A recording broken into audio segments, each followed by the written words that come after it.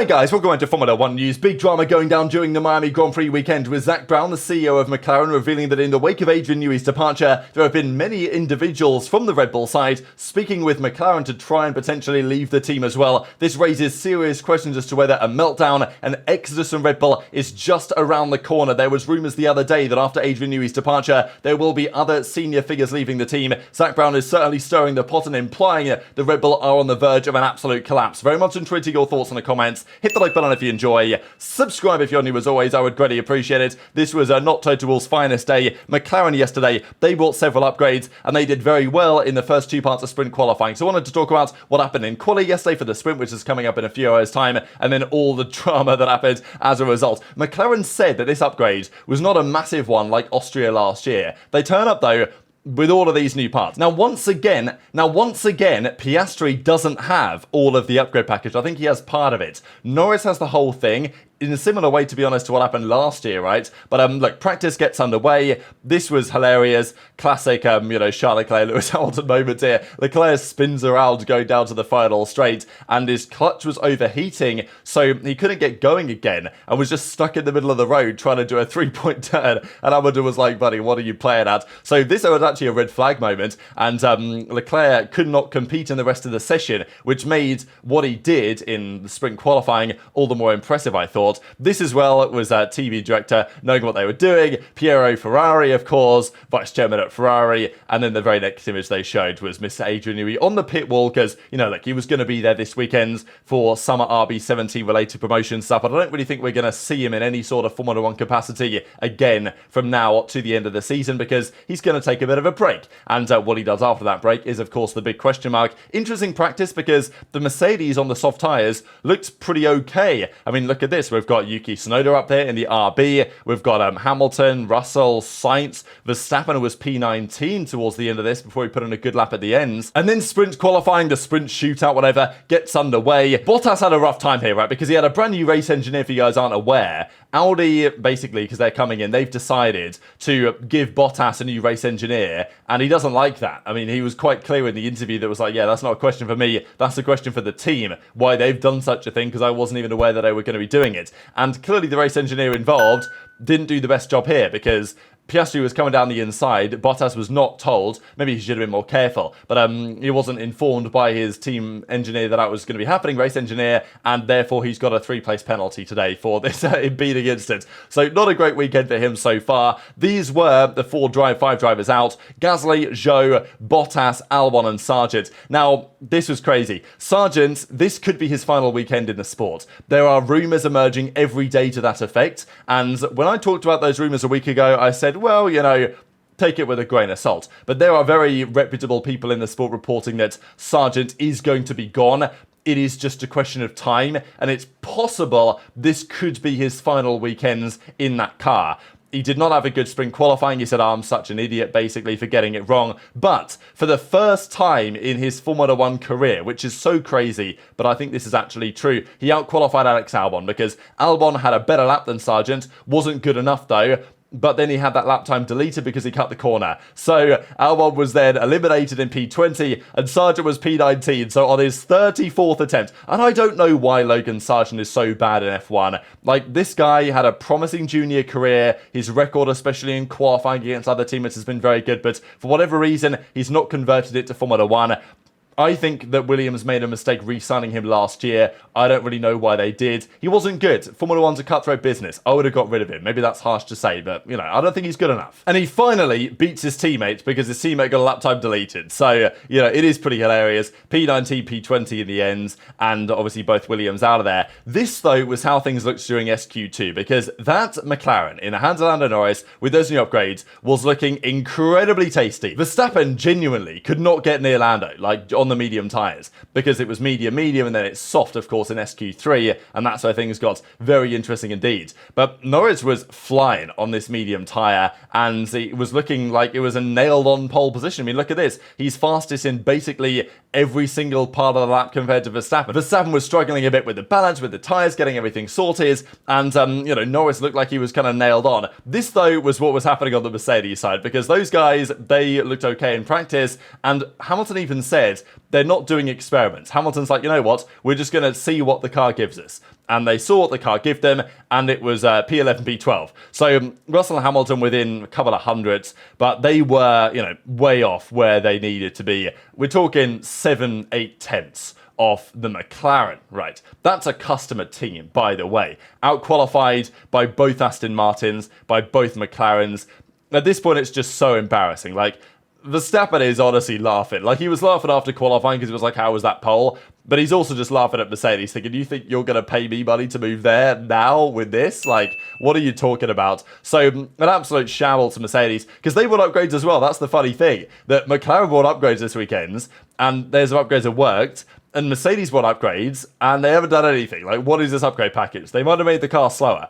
This, however, though, was SQ3, and, well, I couldn't really believe my eyes here when I saw Lando Norris 7 tenths down in Sector 1 to Max, because Max's lap was not particularly good. We watched the onboard during it, and Max, he had a couple of big snaps, couple of mistakes in there. It wasn't a clean lap at all. Now, everyone was on the soft tyre for the first time, really. Now, the tyre warm-up is a problem. We've seen Ferrari struggle with this recently.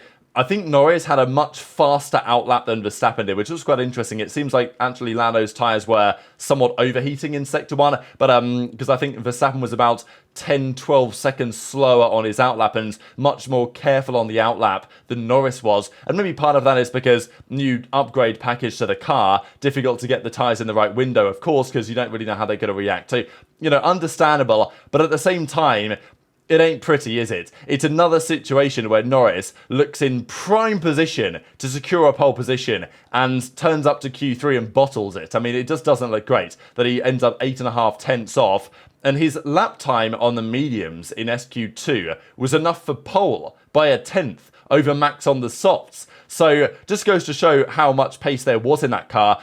I thought Leclerc did a really stellar job here actually as well, putting it P2, because had no time at all in practice in the earlier part of the day. Turns up to sprint quali, sticks it P2, a tenth off Max. I thought that was commendable. But the other notable driver, of course, Danny Rick, sticks it P4. And Ricciardo himself said, wow, I didn't even think that lap was that good and it was enough for P4. So, look, we were roasting Ricciardo. I'll admit that I was doing the same for talking about how his chassis pre-China, he thought that his chassis was problematic. He felt like, look, just give me a different variable and I want to prove that I'm better than this. And guess what, right? Ricciardo, since the chassis changed, has actually turned up and delivered some stellar performances. China, he was better than Tsunoda, then got rear-ended by Stroll, and now so far this weekend, he's looking good as well. A P4 start. That's the highest of a midfield car by far this season in terms of starting position. So really impressive from Ricciardo. Great to see him trying to get his form back, because, it's such a fun driver to watch in his day.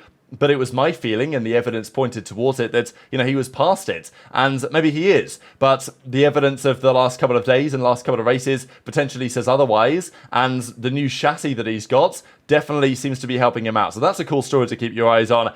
This, by the way, were the numbers. Verstappen went 3.5 tenths quicker. Leclerc, Sainz, Ricciardo, Piastri all marginally quicker on the softs because it was difficult to get that right. But yeah, Norris was obviously a way off, as were the other drivers. It's not just Norris that struggled with that, but obviously Norris had a real stinky first sector. Speaking of Logan Sargeant then, yesterday the rumours around his potential replacement reached a fever pitch really, because the FIA has reportedly officially received a request. I don't think they have officially announced this, but very reputable journalists are saying that this is a done deal, that the FIA have received a request to grant an exemption, a special dispensation for Andrea Kimi Antonelli, the Mercedes Junior, who had a phenomenal, apparently, recent test with Mercedes at Imola.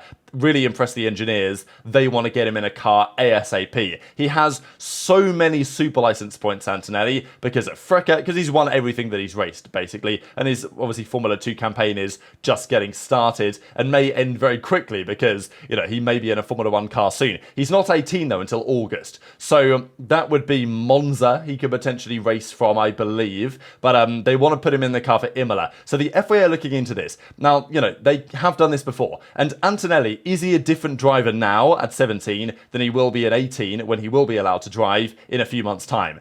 Let's be honest, probably not, right? If he's ready for Formula 1 now, or if he's going to be ready in a few months' time, which he is, according to everything we understand, then he's going to be ready now, you would think. So, and, people say, oh, don't push him too quickly, but we know what happened to Max Verstappen, right? It's not like putting a 17-year-old in an F1 car is necessarily going to be a bad idea. And sure, he's going to be very raw and going to be problems in his driving. But, Max had to go through that period before he got to where he is today. So, yeah, rumours that this is basically a request that's happened now. But the question is really whether it's actually going to go anywhere. Will the FIA approve or will they say no? The other question is, who's actually asking for this exemption? Is it Mercedes? Are they trying to kick Hamilton out mid-year, which they're not? The answer is it's got to be Williams. That's the only one. The team that made the request appears to be Williams because they don't trust Sargeant, understandably. They want him gone, even though Vowles won't say that publicly. They probably want to put Antonelli in, and maybe Mercedes will throw him a couple of free engines as a result of doing this deal for them and putting Antonelli in their car for a little while Mercedes figure out what they do for the interim period, or whether Antonelli does Williams for half a year straight into that Hamilton Merc next season. Possible. But Toto apparently was, pretty annoyed and surprised at this. He declined it and said, oh, no, there's nothing to do with that. Definitely that's not the case. There was no plan to put Andrea Kimi and Antonelli in the car for Imola, but someone has requested for this early super license to be granted, and James Vowles is saying, wasn't me. Toto saying, me, buddy. Who's done it, right? Someone's done it, we believe. So, I don't think the entire truth is necessarily being painted here. But I think what it does say, regardless of the circumstances, is that Sargeant will be gone, because if they want to put Antonelli in the car, either the FIA grants the exemption and they put him in from Imola, literally the next Grand Prix, or they don't, and he comes in August. It's going to happen one way or the other, isn't it? You would think at this point. So, I think that Sargeant's time is basically over as it presently stands. But let's talk about this man on the right-hand side, Adrian Newey, right? Because there's been lots of drama over the Red Bull situation over the last few days and exactly what is going to be happening next. Mainly on the Newey side, that's been the discussion. Where's Newey going to go? Is he going to go to Ferrari, Aston, McLaren, Mercedes, the retirement home, Williams? There's a few options out there. He's obviously not staying at Red Bull, and most people are looking at Ferrari, and for very understandable reasons. However, the other side of the coin is, what does this mean for Red Bull? Are there other individuals, maybe in this image or elsewhere, that are going to continue departing from the team? Because Newey's departure is quite clearly having something to do with the internal dynamics. Even though Newey hasn't said that in his official statements, he actually did hint at that in an interview that he did yesterday with Martin Brundle, and I'll show the quote for that in a second. In the same interview, he was asked, how about joining forces with Hamilton at Ferrari? Do you look good in red? Type thing he was asked by Brundle, and obviously Hamilton had given him a lot of praise, and Newey said, yeah, very kind of Lewis to say that, I'm very flattered, but it's time to take a bit of a break and see what happens next. The interview here was quite interesting with Brundle, because at the start of the interview he said, well, it's time to take a break, I want to step away, want to, just take stock of life and these other things. Towards the end of the interview, he started to say, well, I'll take a bit of a break, I'll take a step back for a little while. And because Brundle said, look, you're a very competitive person, Adrian. You're not just going to want to sit there and watch idly by while other things happen. And Newey lives to work at the end of the day. He doesn't have to work, but he loves working. And especially when there's a set of regulation changes that come around. So just a couple of quotes to share here. This is part of the transcript from that interview that's on the Sky Sports YouTube. So he was asked the question, how long have you considered this for? And he says, I've considered this for a little while now. If I'm honest, I guess over the winter a little bit. And then as events have unfolded this year. So that's basically what he said, that the events that have unfolded this year, i.e. what's happened with Horner since February, have contributed to his decision, right? So this isn't just him deciding, well, I'm a bit tired. He did say that, like Forrest Gump, I'm very tired now. Obviously it's been a hard graft in Formula 1 over the last several years. So him taking a break makes an awful lot of sense. But he did say that, the events of this year have had a part to play. And the belief is that the Horner-Newey relationship hasn't exactly been great. And he's in the lucky position, he says, that he doesn't need to work, he can step back, it's a good time to take a step back, take a bit of a break, and then he goes on to say this, the next adventure is right now there, but there is no plan, is what he said. So right now there's no plan, which I think is what he was always going to be saying, but as he was asked by Brundle, you're one of the most competitive people that I've ever met. We've got the 2026 cars coming, new power unit, new active aero, that's just your cup of tea, surely you want to be part of that. And Newey then said, I do enjoy regulation changes for sure.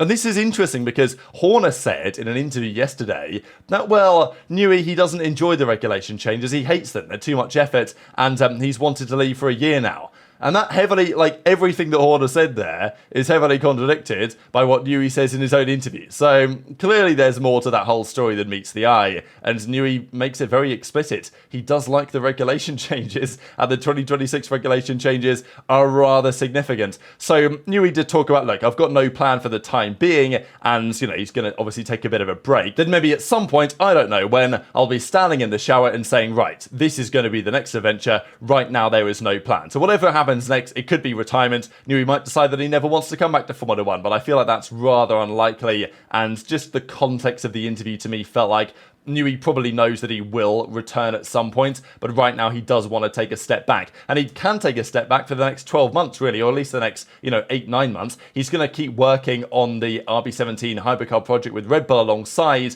but I don't imagine that's going to take up all that much of his time. So he's going to be able to take a step back, do what he wants, take a bit of a break, work a bit more remotely on that hypercar project to its conclusion, and then when the time comes, join another team. And even Helmut Marko said this, that yeah, right now Newey's got a bit of burnout, bit of loss of motivation, potentially as a result of the dynamics in the team in part, but Marko fears that his motivation will come back after a certain time has passed, and then he will be at another team, which to me still feels like the most likely situation. Now, we know that a good friend of Adrian Newey is Zak Brown of McLaren. He was commenting on Newey being a high-integrity individual, and that's why he left after recent events. But McLaren Zak Brown also was absolutely stirring the pot with this one, and this was, I thought, pretty damn spicy indeed. So he didn't have to say this, but he decided to say it anyway. And Zak Brown, any chance this guy gets to twist the knife with Christian Horner, he's going to take the opportunity. And that's what he does. Because after Newey's departure, he says, yeah, since that, or given the whole circumstances, we have seen an increase in CVs, or what in the States people call resumes, right? But people throwing around their details to potentially get hired elsewhere. There were rumours that the BBC raised just the other day that effectively, there are many senior individuals at Red Bull that are also considering a similar exit to Newey. And if you're looking at the Newey situation, you might think as another senior individual, if you're not so happy with the state of Red Bull and the Horner situation, or whatever the case is behind the scenes, the politics, the drama, we know how it goes. Maybe now is the time to go, because if Newey leaves, I'm sure that other engineers will feel like, well, now is probably the time that all of my frustration is about to come flying through. So that's what Zak Brown says, that there are loads of resumes flying around, says that basically this is massively destabilizing the Horner investigation, and yeah, this is actually what he said. The stuff going on there was pretty destabilizing. I'm guessing that he won't be the last person to leave, given the resumes that are flying around. So making it absolutely clear that in the eyes of McLaren and Zak Brown, Red Bull, this is, the first domino to fall. And over the coming weeks, I would imagine, and potentially months, we will have other potentially senior staff from Red Bull stepping away because of Hornergate, or, other reasons behind the scenes, the power struggle, the civil war, whatever you want to say. But it feels like as soon as the Newey thing happens, I think it was quite clear that that was partly a result of the fallout from the Horner situation in February. And if Newey's going to go, who was there for 19 years, it feels like other individuals will probably go as well. And look, if Zak Brown is seeing a load of CVs from Red Bull staff trying to find a new job elsewhere, then I'm sure other teams are seeing the same things. And surely some of those will be enough of interest to make a potential arrangement there happen. So Red Bull say, oh, I don't know what you're talking about. All our technical leadership team have signed long-term deals, committing to Red Bull Racing, although, that was true with Newey a year or so ago, and of course is not true now. So we're not really sure what Zak is talking about. We don't see any significant loss, and certainly not the domino effect that Zak is hoping for. So kind of an interesting statement there to heavily imply what Zak is thinking, and they're not wrong, I don't think, in that assessment. But it's interesting for a Red Bull spokesperson to say, well, Zak's basically preying on our downfall, and we don't think that's going to be happening. So yeah, they are predicting, McLaren and Zak Brown certainly is, a Red Bull exodus, a Red Bull meltdown, and it's going to begin with Newey's departure, and it's going to get increasingly bad over the coming months, which would obviously, sure, Red Bull will probably still win next year's championship at a canter, given that this car is basically going to be next year's car, but in 2026, that then puts them in a very precarious position. And of course, Max Verstappen very much knows this, but Mercedes can't build a good car to save their life right now. So that, of course, is problematic for them. So this afternoon, 5 p.m. UK time, that's the sprint. Qualifying, proper qualifying is at 9 p.m, similar to last weekend's. And then these are the timings, UK time. So figure out where you are from there. And obviously, this is BST, just to clarify, not GMT, because we're in daylight savings right now. So very much enjoyed your thoughts in the comments. Hit the like button if you enjoyed. Subscribe if you're new. Take care of yourselves. And I'll see you next time.